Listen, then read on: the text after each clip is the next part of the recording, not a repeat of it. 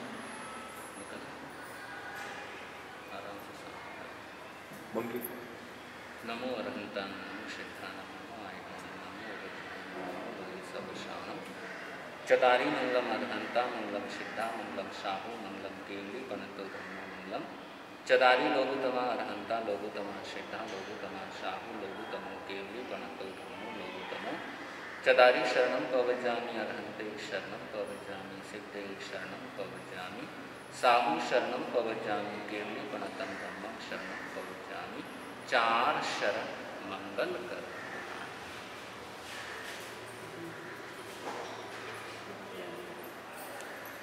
जिनवाणी सुने पुण्यवंता जी, जिनवाणी सुने पुण्यवंता जी, संयम में चले गुणवंता जी, संयम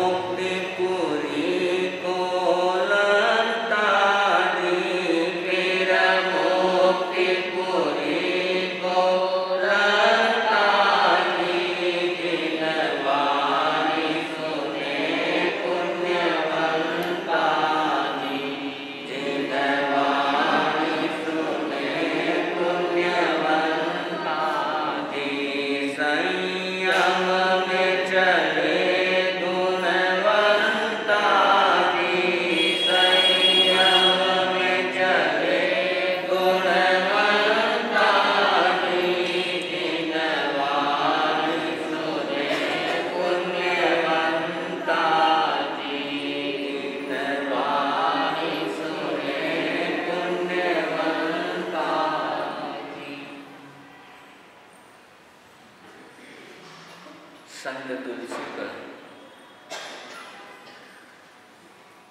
एक दोहा है। उस दोहे के माध्यम से आज की धर्म चर्चा रहेगी। संत तुलसी कहते हैं, तुलसी पूरब पाप से हरि चर्चा न सुहाए। तुलसी पूरब पाप से हरि चर्चा न सुहाए। जैसे ज्वर के वेग से भोजन रुचि जाए।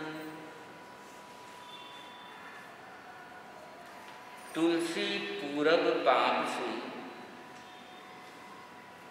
हरि चर्चा में सुहाए।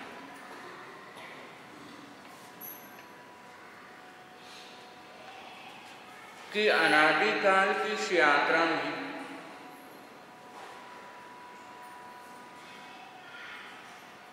इस आत्मा पर पाप के संस्कार जमे हुए,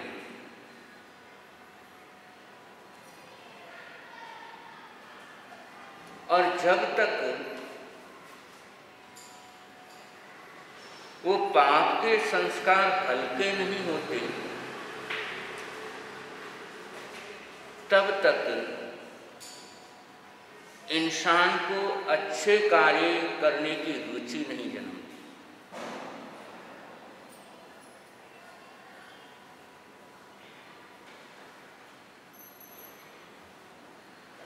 जैसे ज्वर के वेग से भोजन की रुचि जाए,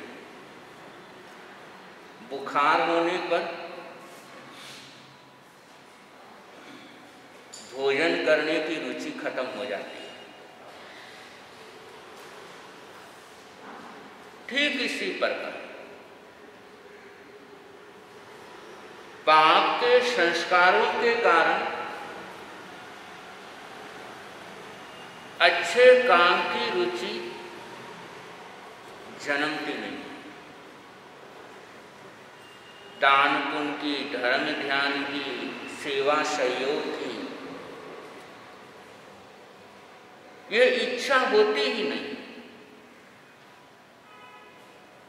और इसमें प्रमुख कारण होता है पूर्व जन्म के संस्कार।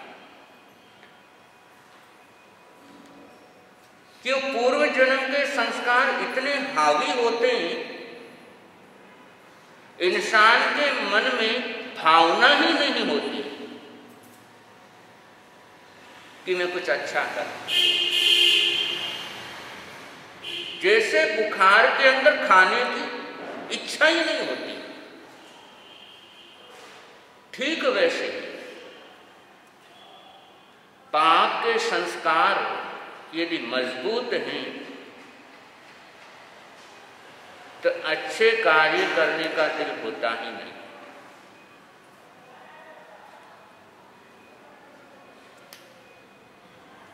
बंगाल की बात है,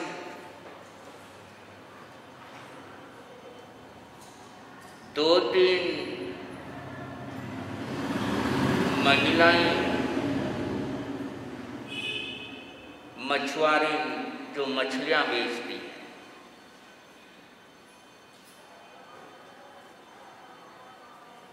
और एक शाम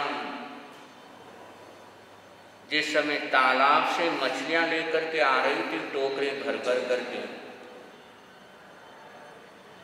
तो बीच में बारिश हो गई।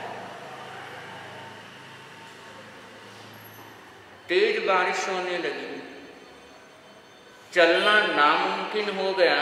तो देखा सामने एक मकान है, वहां पर विश्राम करते हैं।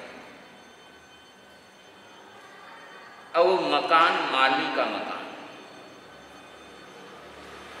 पूछा रात हम रुक सकते हैं? बोले आराम से रुको। और बढ़िया कमरा दे दिया, फूलों का बिजनेस था, तरह तरह के फूलों की सुगंध आ रही है। और रात को वो मछुआरी ने वहां पर रुक गई। 10-11 बज गए, लेकिन वो 2-3 मछुआरे उनको नींद नहीं आ रही।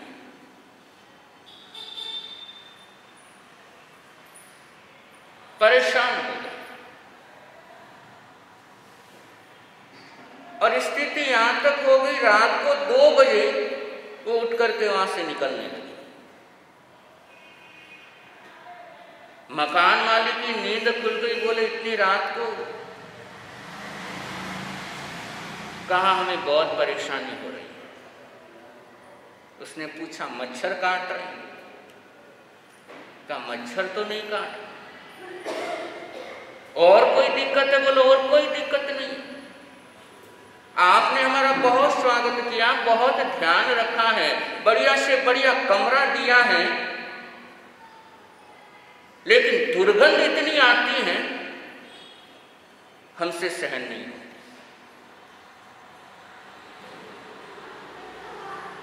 कि दुर्गंध के कारण तो हमारा दिमाग फटा जा रहा है।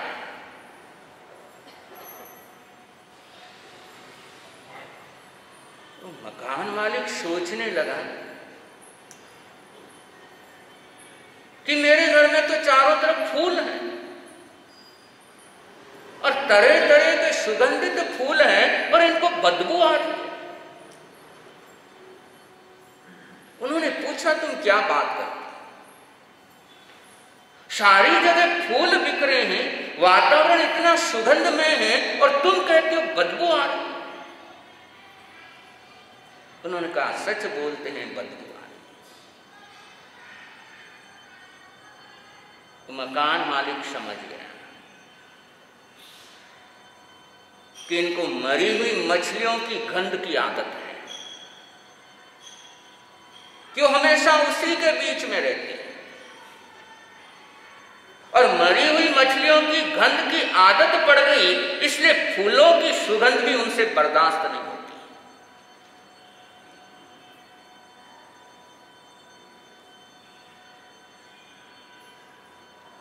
तो बहुत बार वो पाप के संस्कारों की इतनी आदत पड़ जाती है कि धर्म ध्यान से एलर्जी हो जाती है, कि वो पाप में इतने रच पच जाते हैं, इतने रच पच जाते हैं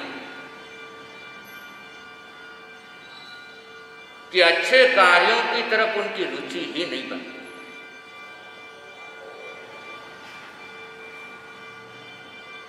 और जब तक अच्छे कार्यों की तरफ, धर्म ध्यान की तरफ, दान पुण्य की तरफ रुचि जन्मती नहीं है, तब तक पाप के संस्कार और प्रगाढ़ होते चले जाते हैं।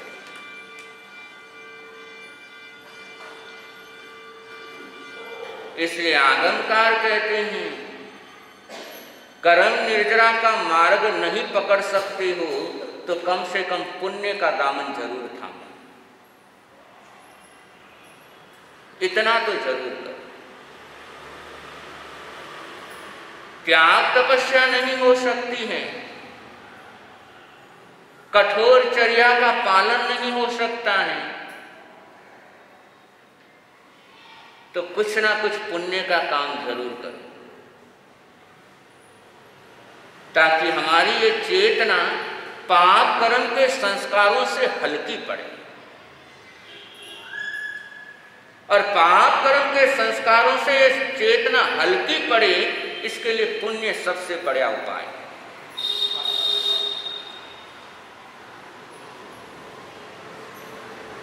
नौ प्रकार का पुण्य जानते हैं आप लोग, और उन पुण्यों की आराधना साधना करना। और बहुत से ऐसे 9 पुण्यों के अंतर्गत ऐसे पुण्य हैं, पुण्य की आराधना साधना करते हुए भी हम अपने शरीर को स्वस्थ रख सकते हैं।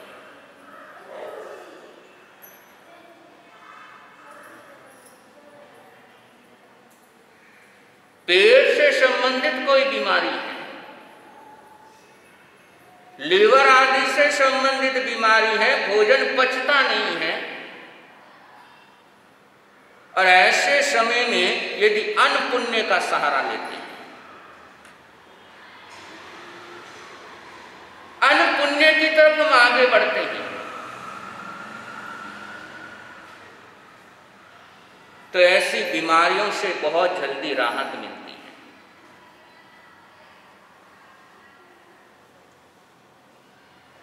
ब्लड से संबंधित कुछ बीमारी है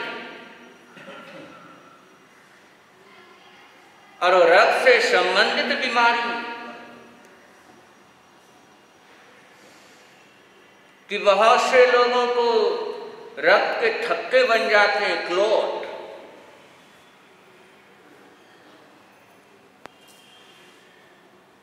और ऐसी बीमारी जिंदगी में आए ही नहीं, इसके लिए पान पुण्य बहुत जरूरी है। और इस स्थिति से गुजर रहे हैं, इस बीमारी से गुजर रहे हैं, तो पान पुण्य का सहारा लेते हैं।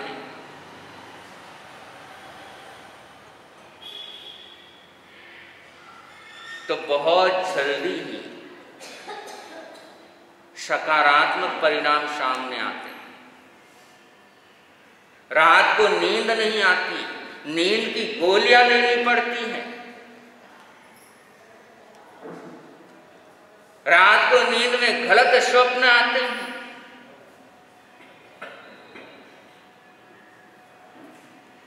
और इसके लिए सार्थक उपाय है शय्या पुण्य का। और शय्या पुण्य की आराधना साधना करने से बहुत सुंदरतम परिणाम हमारे सामने आते हैं।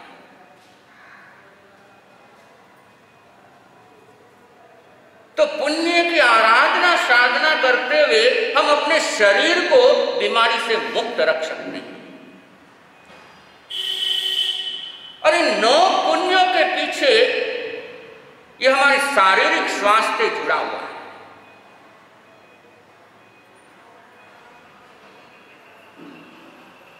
और इनकी आराधना समय समय पर होती रहती है, तो बहुत सी बीमारियां हमारे शरीर में लगती नहीं।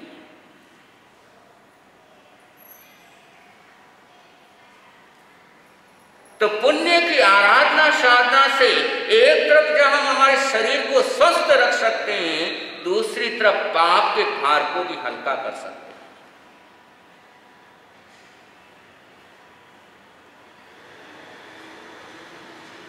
तो प्रयास प्रतिदिन होना चाहिए, और न केवल स्वयं करना चाहिए, बल्कि परिवार का छोटे से छोटा बच्चा है उसको भी देना सिखाना चाहिए।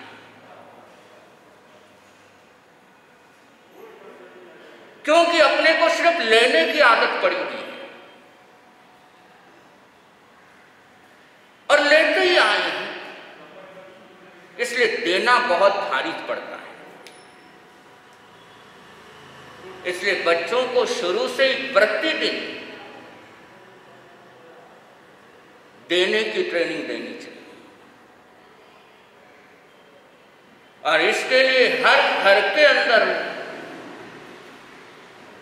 अक्षय पात्र जरूर होना चाहिए कि बच्चों से उस पात्र में डलवाओ। और बच्चे शुरू से ही देंगे तो जो लेने के जो संस्कार हैं, जो अनादि काल से हैं, उनसे मुक्त होते हैं। और यदि बच्चे को प्रतिदिन 10 रुपए दिए हैं, चल बेटा इसे अक्षय पात्र में डाल, इसको फिर किसी को जरूरत होगी उसको देंगे, गौशाला के अंदर देंगे, जीव दया के अंदर देंगे, किसी भूखे को भोजन कराएंगे, और प्रतिदिन उसके हाथ से चाहे 2 रुपया डलवा रहे हैं, लेकिन अगला के मन में देने की भावना जन्मेगी। और जब तक इस लेने के संस्कार से मुक्त नहीं होते हैं, तब तक पुण्य करना कठिन हो जाता है।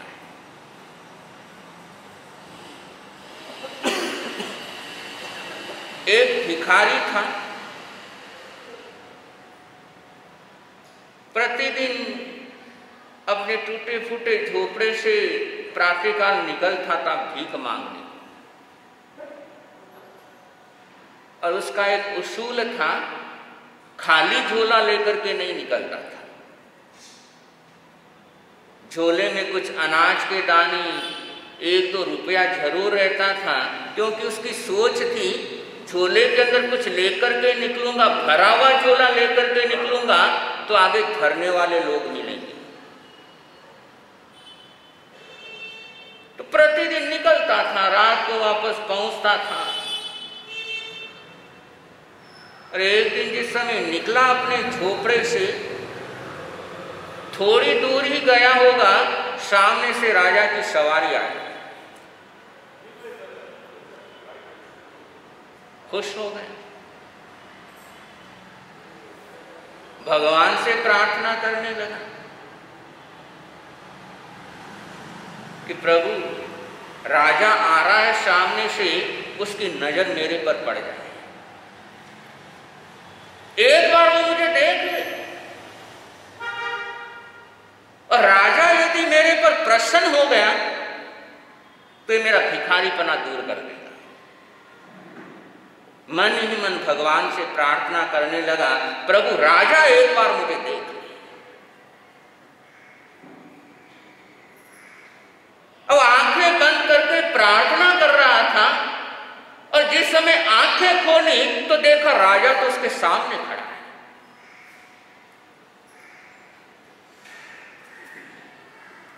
वो तो हैरान हो गया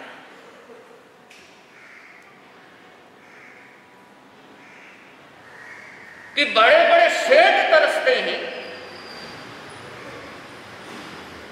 कि राजा के पास खड़े होकर के फोटो खिंचाते,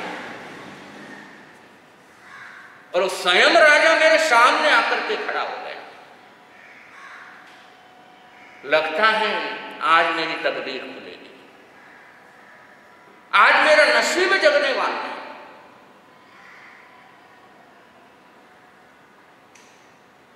इससे पहले भिखारी कुछ बोले, राजा कहने लगा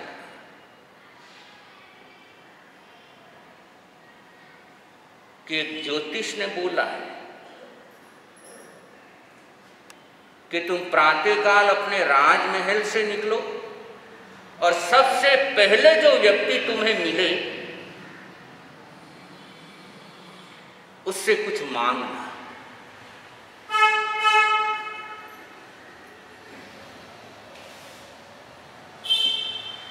और भिखारी ने यह सुना तो 2 कदम पीछे हट गया, क्योंकि हमेशा लेने की आदत रही है, जिंदगी में कभी दिया ही नहीं है। और संस्कार ही वैसे पड़े हुए, लेने के संस्कार, वो तो डरने लग गया। राजा कहने लगा, ज्योतिष ने कहा है कि तुम्हारे पूरे राज्य के लिए, राज्य में रहने वाले लोगों की सुरक्षा के लिए है, इसलिए मैं अपने लिए नहीं मांग रहा, मेरे को जरूरत भी नहीं है, पूरे देश की सुरक्षा हो उसके लिए तुमसे कुछ मांग रहा।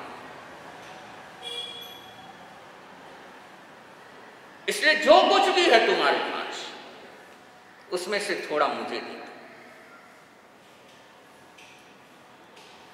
वो भिखारी ने झोला कस करके पकड़ लिया, लगता है आज बो नहीं खराब है। सुबह सुबह ही कोई दुकान पर पेमेंट मांगने आ जाए तो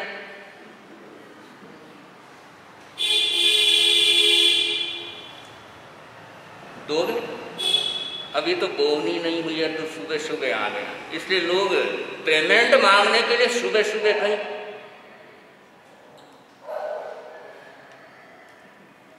और भिखारी सोचने लगा ये तो बिल्कुल उल्टा हो गया, उल्टी गंगा बहने लगी। मैं तो सोच रहा था राजा मेरे पर प्रसन्न हो जाए तो मेरा भिखारीपना दूर कर देगा, लेकिन ये खुद भिखारी निकले आज तक। अब राजा है, इनकार भी कर नहीं सकता। वो सोचने लगा इनकार किया तो राजा पता नहीं क्या करते। देना भी जरूरी है, लेकिन देने की कभी आदत नहीं। और बड़ी मुश्किल से झोले के अंदर हाथ तो गया, चावल के दाने ही पहले 7 दाने लिए, फिर सोचा 7 तो ज्यादा हो जाएंगे,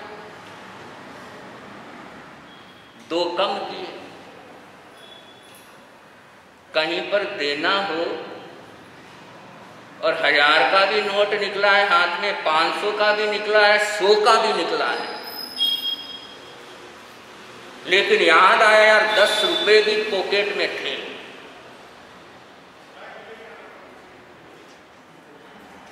पर्स में 10 रुपया भी है। देना, छूटना कोई आसान थोड़े होता। और वो 7 दाने हाथ में आए, गिनती करा 7 तो ज्यादा हो गए, 5 दे देता।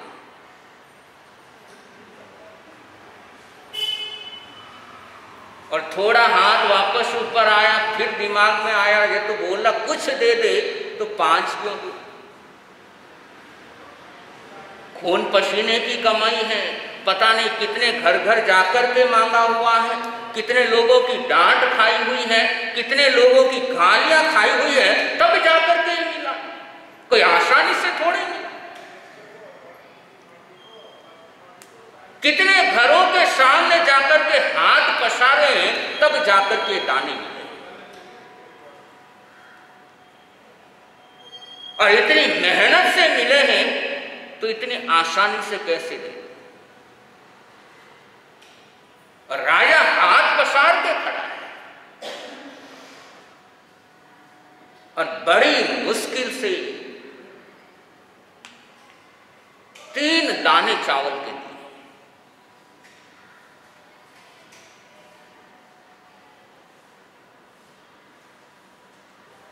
और सुबह सुबह वो 3 चावल दाने के देते देते पसीने से लथपथ हो गया। उसे तो ऐसा लग रहा था कि मैं सारी अपनी जान ही। और ये तब होता है जब देने की आदत नहीं होती।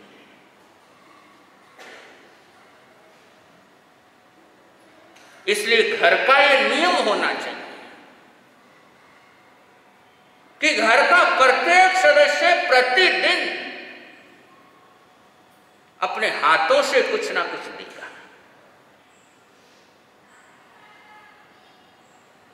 स्वयं अपने हाथों से करना।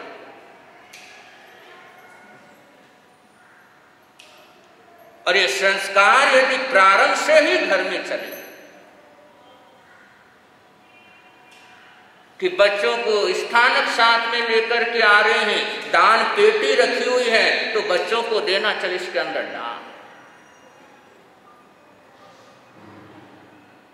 अब ये जरूरी नहीं है कि 500 रुपये डालना, 5 रुपये भी डाल सकते हैं बच्चे के माध्यम से, लेकिन वो एक संस्कार देने के तैयार होते हैं। और वो जब देने के संस्कार बन जाते हैं, तो फिर देने में फिर उसकी जान नहीं जाती।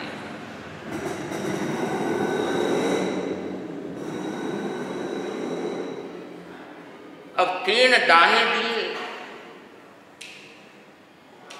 राजा धन्यवाद देकर के चला गया, लेकिन उस भिखारी को इतनी बेचैनी, मन ही मन अपने आप को कोस रहा है कि लगता है घर से राहु काल में निकला हूं, इसलिए राहु चलते ही सामने आ गया।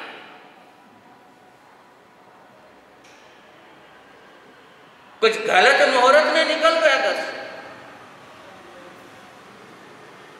कि सुबह सुबह देना पड़ गया। पूरे दिन हमेशा की तरह भिक्षा मांगी है, लेकिन फिर भी उसका मन नहीं लगा।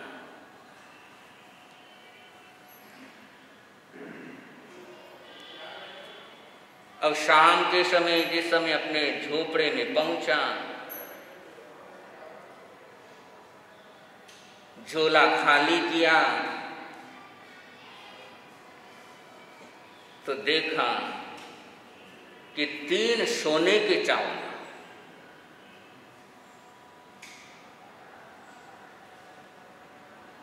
हैरान हो गए। फिर अपना माथा पीटा।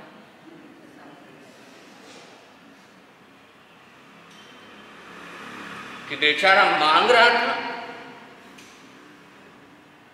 और यदि सारे मुट्ठा भर के दे देता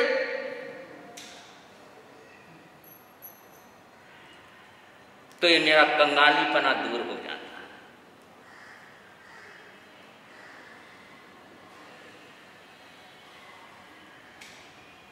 इसलिए जिंदगी में आखिरी समय के अंदर भिखारी जैसी स्थिति ना हो।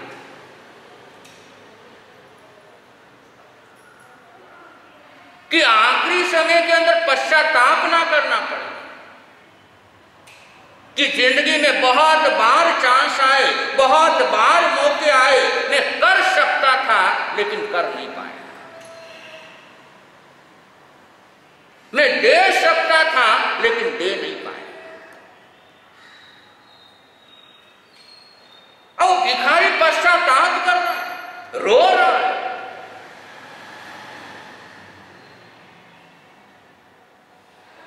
लेकिन अब रोने से क्या फायदा? जिस समय मौका आया था उस समय गिनती में पड़ गया। और उस समय यदि बिना गिने दे देता, उस समय बिना सोचे दे देता,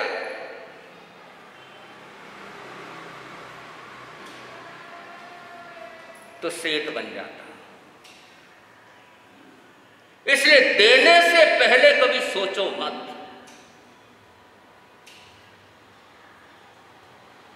सोच के कभी मत दो। घूना भाग करके कभी मत दो। और घूना भाग करके देने वाले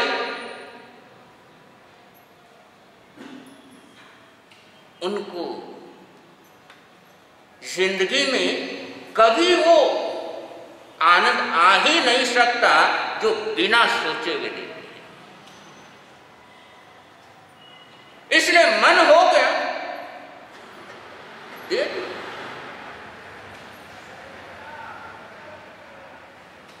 हमारे नरेंद्र भाई बैठे हुए हैं। एक छोटी सी बात है कि उनकी भावना हुई थी जब त्रिदिवसीय जाप का कार्यक्रम चल रहा था सुबह का नाश्ता करवाने का। लेकिन हमारी भी इच्छा नहीं थी क्योंकि बहुत व्यवस्थित ढंग से चलना है, डिस्टर्बेंस होता है। तो हमने भी मना कर दिया था, मंत्री जी ने भी मना कर दिया था, इसकी कोई जरूरत नहीं है।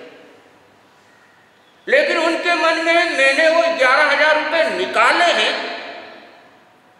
देने के लिए, तो मुझे कहीं पर वो लगाना ही है, वापस मेरे पॉकेट में नहीं डालना है।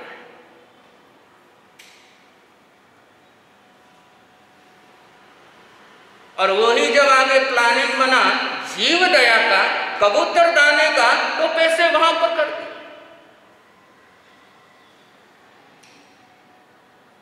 तो ये देने के संस्कार और देने के समय कभी दिमाग नहीं चलाना चाहिए।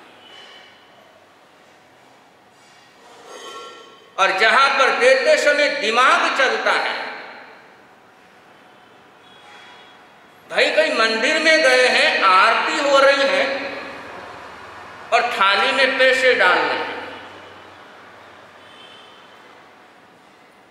और उस समय दिमाग चलता है, या पॉकेट में से जो नोट निकला वो देते हो, या पॉकेट में हाथ डाल करके अंदाजा लगाते हो कि इतने रुपए का नोट है।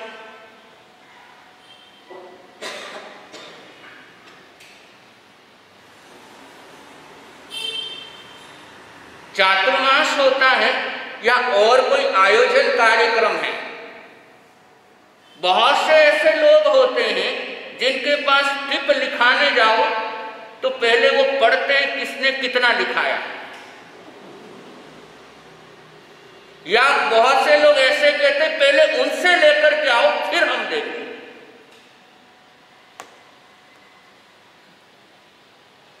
भाई अगला अगर 50 करोड़ की पार्टी है, वो जितना दे रहा तो हम 10 करोड़ की पार्टी है, हम उस हिसाब से रेशियो निकाल करके देना। देख हम बिना गुणा भाग के देते नहीं है, पूरा दिमाग लगा के उसने कितना दिया उसने कितना दिया। अरे यार वो 50 करोड़ की पार्टी होकर के 50,000 दिया है तो मेरे तो 10 करोड़ की।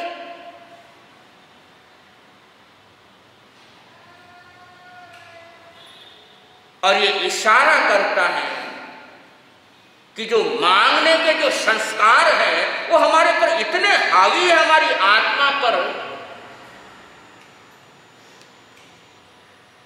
कि देना बहुत कठिन जाता है।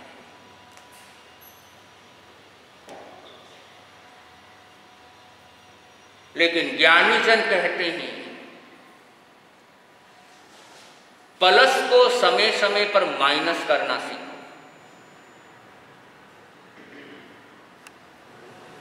और प्लस को माइनस करना सीख लिया तो हमेशा सरप्लस में रहते हैं।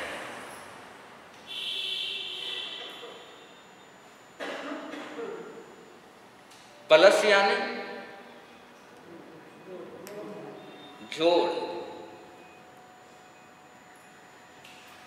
जोड़ को माइनस करना, जोड़ यानी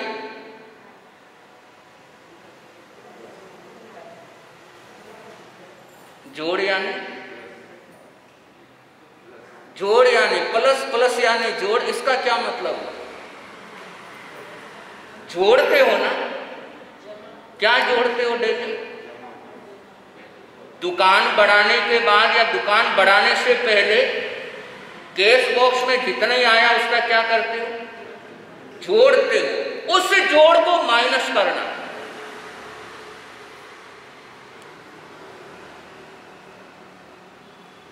पर्स में है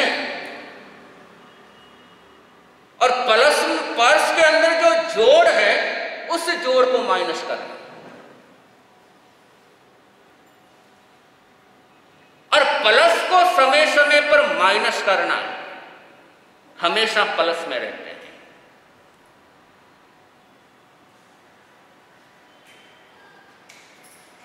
और यदि प्लस को माइनस करना नहीं आया तो मम्मन सेठ बनते हैं।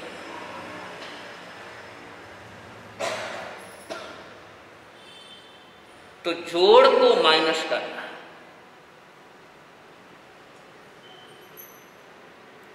ये कला आनी चाहिए। और जब भी मौका मिले, जब भी अवसर मिले, करते रहना चाहिए।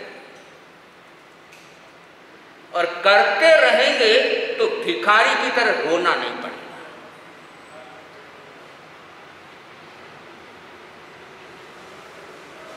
भिखारी रोने लगा कि मैंने उस समय दे देता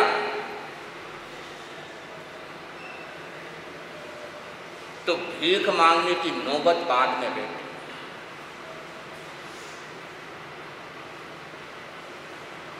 तो प्लस को माइनस करना ये प्रारंभ से ही सीखना चाहिए।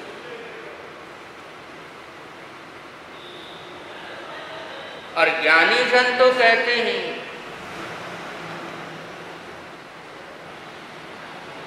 देने से धन जाता है लेकिन लक्ष्मी बढ़ती है।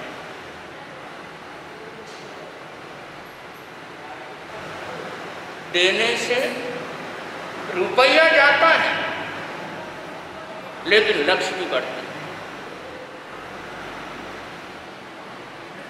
देने से लक्ष्मी कभी कम होती नहीं है।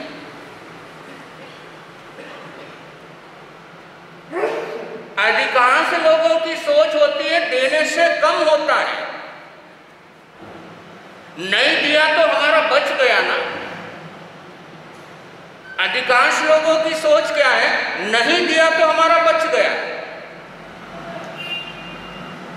लेकिन नहीं, बचा नहीं है।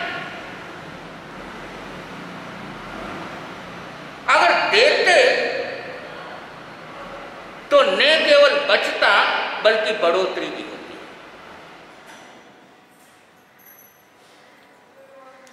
इसलिए इस सोच से मुक्त होना चाहिए, देने से कम होता है। देने से हमेशा लक्ष्मी बड़ी है, और लक्ष्मी को यदि स्थिर करना है तो प्लस को माइनस करना सीखो, क्योंकि लक्ष्मी एक जगह टिक करके नहीं रहती।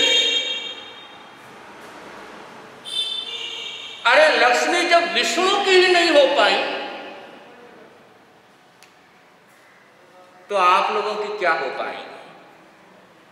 इसीलिए लक्ष्मी को चंचला कहा। लेकिन ऐसी चंचला लक्ष्मी को भी स्थिर रखना हो, टिका करके रखना हो, तो समय समय पर प्लस को माइनस करना हो।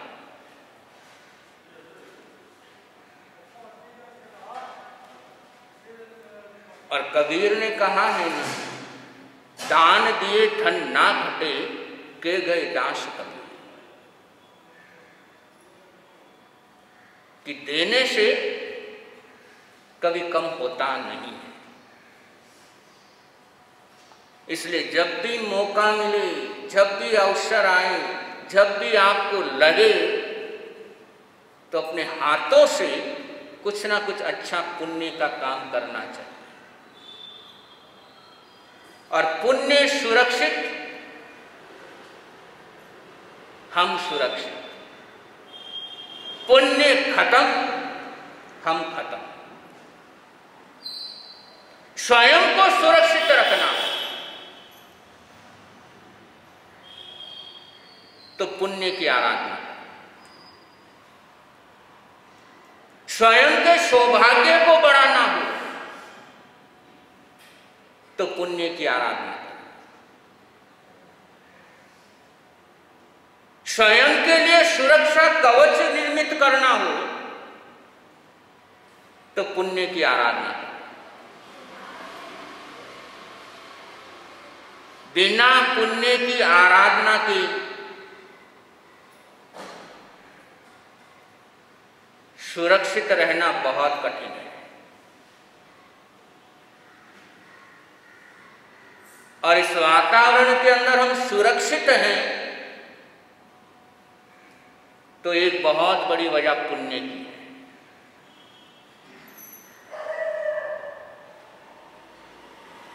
और पुण्य तो ऐसा है कि पूरा जग दुश्मन हो जाए फिर भी बाल बांका नहीं करवा सकता है। अगर पुण्य अपने पास है और पूरा संसार अपने विरोध के अंदर है तो सारा संसार मिलकर भी हमारा बाल बांका नहीं कर सकता। इतनी ताकत पुण्य के अंदर है। तो ऐसे पुण्य की दौलत बढ़ाने का प्रयास होना चाहिए।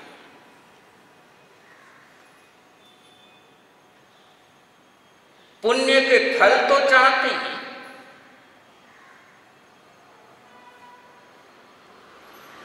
लेकिन पुण्य करना नहीं चाहते।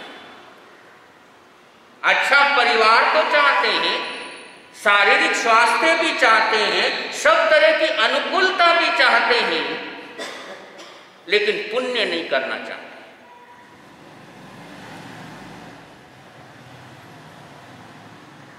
पाप का फल नहीं चाहते, लेकिन पाप करते हैं। और यदि पाप करते हैं तो पाप का फल चाहे या ना चाहे वो तो मिलता ही मिलता है। इसलिए चाहने से कुछ नहीं होता है, चाहते काम नहीं करती बल्कि कुछ किया हुआ काम करता है।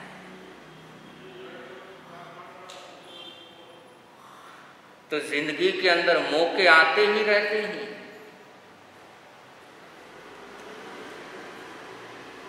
और आया है आपके सामने किसी ने हाथ फैलाया है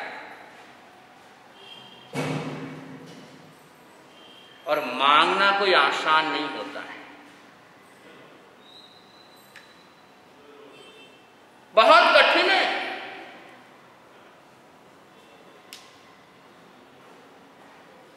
और बंधु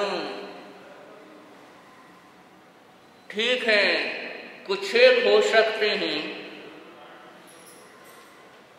वरना हर कोई मांग सके बहुत कठिन है। बहुत बड़ा दिल चाहिए किसी के सामने हाथ पसारने की, बहुत हिम्मत लगती है, तब जाकर के मुंह से मांगने के शब्द निकलते हैं।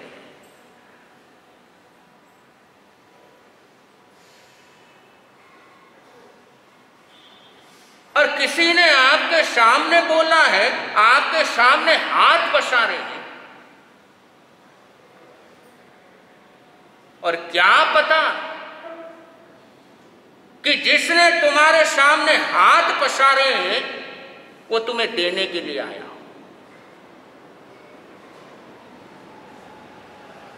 अब राजा भिखारी के सामने हाथ पसार रहा है, राजा कोई लेने के लिए थोड़ी आया, वो तो देने के लिए आया हो। लेकिन भिखारी की सोच है कि ये मेरे से लेने के लिए आया। तो ऐसे भिखारी वाली सोच कभी मत रखो।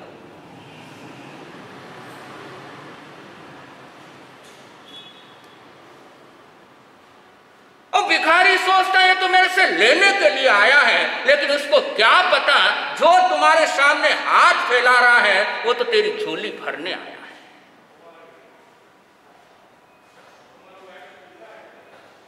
इसलिए क्या पता हमारी जिंदगी में कोई हमारे से मांगने आया हो, वो दिख तो मांगने में आया हुआ लग रहा है, लेकिन क्या पता हमारी झोलियां भरने आया।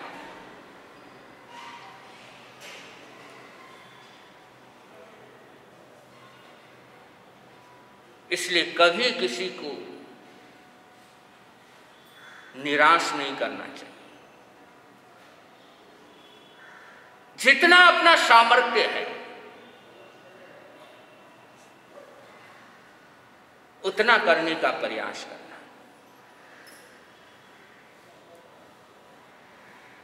जरूरी नहीं है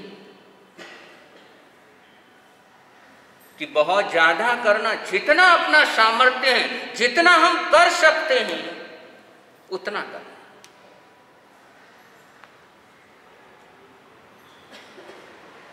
लेकिन हम पहचान नहीं पाते हैं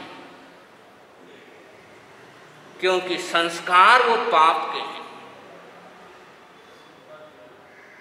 इसलिए हमें तो यही दिखता है कि ये मांगने आया है, ये लेने आया है, ये ले जाने के लिए आया है। कभी ये सोच रहती नहीं है कि ये देने के लिए आया है।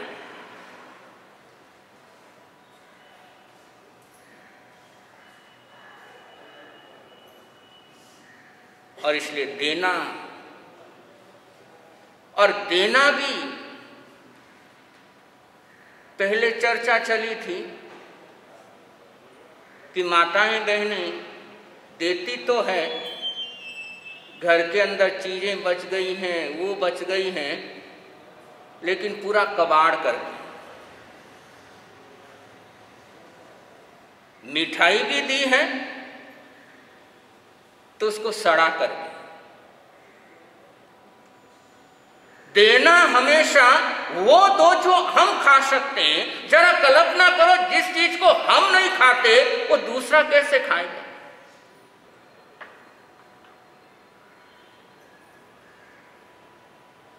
भाई सामने वाले का शरीर भी तो हमारे जैसा ही है। उस चीज को खाने से हम बीमार हो सकते हैं, तो क्या सामने वाला नहीं हो सकता?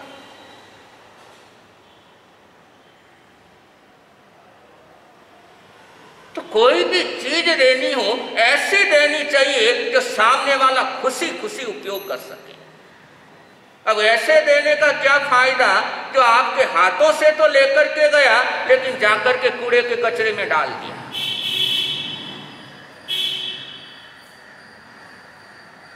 ये देना तो नहीं। इसलिए देना थोड़ा दें लेकिन अच्छा देना।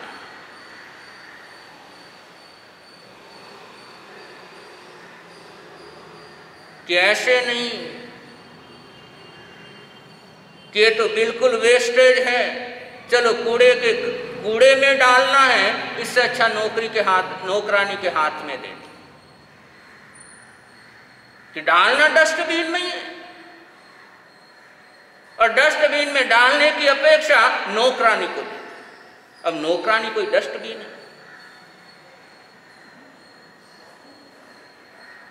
तो जिंदगी में नागश्री ब्राह्मणी क्यों बनते?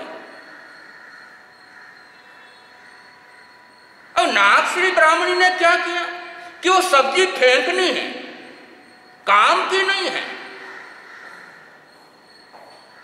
खराब हो गई है। और सब्जी खराब हो गई, फेंकनी है, लेकिन देखा संत आए और संत को दे दी।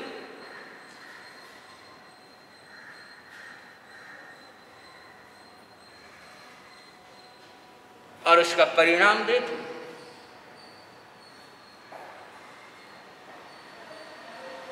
तो इतना जरूर ध्यान रखो, जो चीज मैं नहीं खा सकती, जो चीज मेरे परिवार के सदस्य नहीं खा सकते, वो दूसरा को खिलाएं, क्या ये उचित है? क्या जरा सोचिए।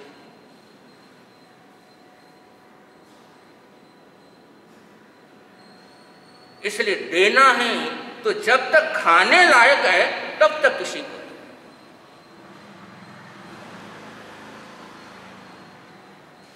तो देना ये जीवन का बहुत बड़ा सौभाग्य होता है।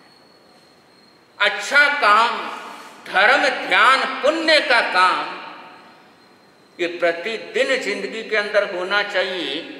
और ये तब हो पाता है जब पुराने पाप संस्कार वो कमजोर पड़ते हैं। जब तक पुराने पापों के संस्कार रहते हैं और जबरदस्त रहते हैं, तब जाकर के दिया नहीं जाता, और देते भी हैं तो नागश्री बनकर के देते हैं।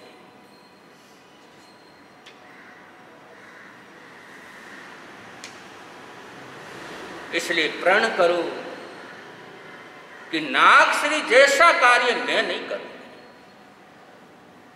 जिस चीज को कूड़ेदान में डालना है उसको कूड़ेदान में डालूंगा, न कि किसी इंसान को दूंगा।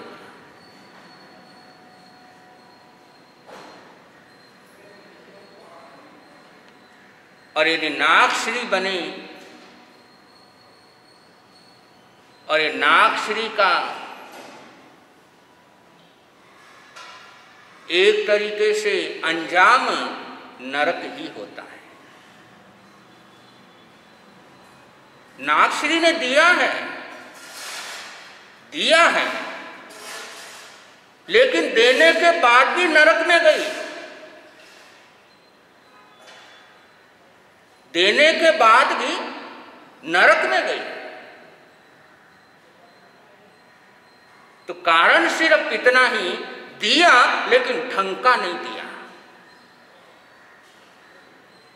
दिया तो सही, लेकिन सड़ा हुआ दिया।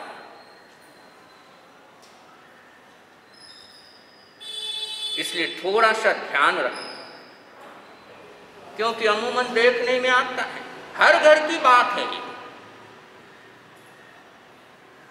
तो इन चीजों से अपने आप को बचाएं कि ठीक है अपने देने के संस्कार नहीं है, नहीं दिया जाता है, कोई चीज खराब हो गई है तो खराब तो मत दो। अच्छा नहीं दे सकते तो खराब किसी को मत। इससे हम स्वयं को दुर्गति से बचा सकते हैं।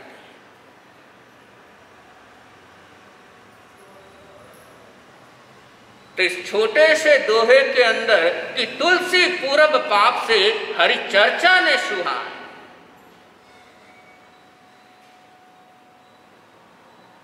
कि पिछले जैसे संस्कार प्रगाढ़ हो वैसे ही कार्य करने का मन होता है, और उन गलत संस्कारों को कमजोर करना हो तो कुछ ना कुछ अच्छा काम, अच्छा कार्य प्रतिदिन करते रहना चाहिए। इसी से ही आनंद मंगल का वातावरण बनता है। कल गुरुवार है और एक विशेष आलोचना संपन्न यहाँ पर होगी। प्रयास करना है परिवार सहित उपस्थित होने का, कि अनादिकाल की इस यात्रा में जो पाप कर्मों का सेवन हुआ है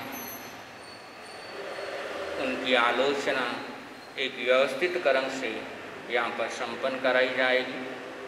और टाइमिंग 9 से 10 बजे ही रहेगा, तो ज़्यादा से ज़्यादा सबने लाभ लेने का प्रयास करना है। उसके बाद शुक्रवार के दिन आचार्य हेमचंद्र जी महाराज साहब की जन्म जयंती का प्रसंग रहेगा। शनिवार के दिन धर्म प्राण लोकाशा के जीवन से संबंधित चर्चा रहेगी। और रविवार के दिन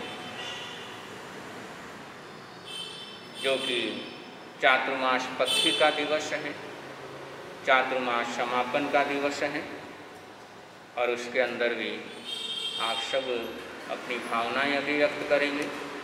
तो कुछ दिन शेष हैं, ज़्यादा से ज़्यादा सबने लाभ लेने का प्रयास करना है। इन्हीं मंगल कामनाओं के साथ आज के पचखान करवाए जा रहे हैं। आज का एकासन व्यासन हो।